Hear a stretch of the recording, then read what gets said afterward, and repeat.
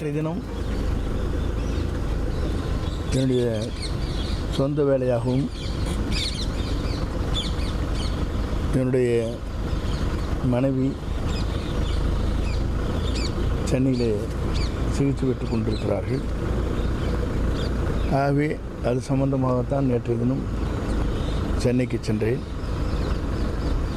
சென்னை சென்றவுடன் என்னுடைய சொந்த வேலையை பார்த்துவிட்டு இன்று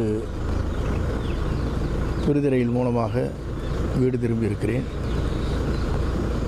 பொதுவாக யாரையும் அரசியல் ரீதியாகவோ மற்ற ரீதியாகவோ யாரையும் நான் சந்திக்கவில்லை. அதுபோன்ற ஒரு தவறான செய்திகள் வந்தவுடன்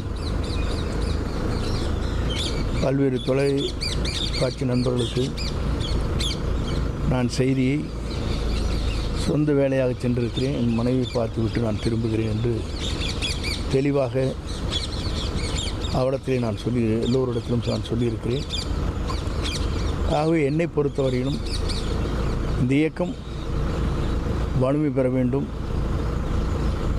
அனைவரும் ஒருங்கிணை வேண்டும் என்ற நோக்கம் மட்டும்தான் எனக்கு இருக்கிறதே தவிர புரட்சித் தலைவர் கண்ட கனவு, புரட்சித் தலைவர் அம்மாவுடைய சட்டமன்றத்திலே உரையாற்றுகிற போது 100 ஆண்டு காலம் இந்த இயக்கம் நிலைத்து நிற்க வேண்டும் என்ற அந்த கனவை நிறைவேற்றுவதற்கு பல்வேறு தியாகங்களை செய்து தொண்டர்கள் இந்த இயக்கத்தை உயிர் மூச்சாக இருந்து கொண்டிருக்கிற இந்த இயக்கத்தில் எல்லோரும் எல்லாம் பெற வேண்டும், இந்த இயக்கம் வலிமை பெற வேண்டும் நோக்கத்தோடு தான் அன்றைய தினம் இந்த செய்திகளை நான் வெளியிட்டேன். ஆகவே எங்களை பொறுத்தவரையிலும் என்னுடைய குறிக்கோள் ஒன்று தான். ஆகவே அந்த குறிக்கோளின் அடிப்படையில் நேற்றைய தினம் பொதுவாக யாரையும் நான் சந்திப்பதற்கு இல்லை, சந்தித்ததும் இல்லை. அரசியல் ரீதியாக யாரிடத்திலும் நான் பேசவும் இல்லை என்பதை தெளிவுபடுத்துகிறேன். ஆகவே நல்லது நடக்கும் என்று நான் நம்புகிறேன். நன்றி, வணக்கம். சார், இந்த ஒருங்கிணைப்பு பணி எந்த அளவுக்கு இருக்குது சார்? நீங்கள் பல்வேறு நண்பர்கள் எங்களிடத்தில் பேசுகிறார்கள். ஒருமித்த கருத்துக்கள் அவன் மனதிலே இருக்கிறது. ஆனால் அதை பற்றி யார் என்னிடத்தில் பேசினார் என்பது சஸ்பென்ஸ் என்று சொல்வார்கள், வெளியிட இயலாது. ஆகவே எல்லோருடைய உள்ளங்களிலும் இருப்பது அதுதான். இன்று வரையிலும் நான் சொன்ன செய்திகளை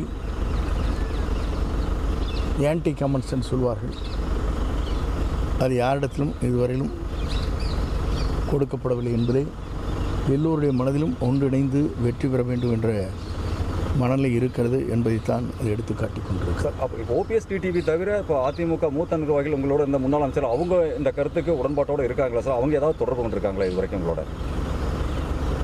அதை இப்போது சொல்வது சரியாக இருக்காது. ஏனென்று சொன்னால் அப்படி சொல்லுகிற போது பல்வேறு சஸ்பென்ஷன் சொல்வது தான் சரியாக இருக்குமே தவிர யார் பேசினாலும் யார் பேசவில்லை என்பதை இப்போது சொல்வதற்கு வாய்ப்பில்லை. சார், இந்த ஒருங்கிணைப்பு பண்ணி தேர்தலுக்கு முன்னாடி ஏதாவது ஒரு முடிவுக்கு வருமா சார்? இப்படி இருக்குங்க, ஏன்னா தேர்தலுக்கு குறைந்த காலமே இருக்கிற சூழ்நிலையில் அதுக்குள்ளே இது ஒரு முடிவுக்கு வர்றதுக்கு வாய்ப்பு இருக்கா? எப்படி இருக்கு? நல்லதே நடக்கும் என்று நம்புகிறோம், நல்லதே நடக்கும். சார், அடுத்து யாராவது சந்திக்கிற வாய்ப்பு இருக்குமா சார்? பிஜேபியில் யாராவது சந்திக்கிற வாய்ப்பு இருக்குமா சார்? அமித்ஷாவை சந்திச்சுட்டு வந்துருக்கீங்க மறுபடியும். இப்போது சூழ்நிலைகளில் அவரை யாரையும் சந்திப்பதற்கு இப்போது வாய்ப்பில்லை. அப்படி வாய்ப்பு இருக்கிற போது உங்களுக்கு சொல்லுகிறேன். நேற்று உங்கள் தந்தி ஒன் தொலைக்காட்சியில் கர்ணன் தினமும் இரவு 7 மணிக்கு காண தவறாதீர்கள்.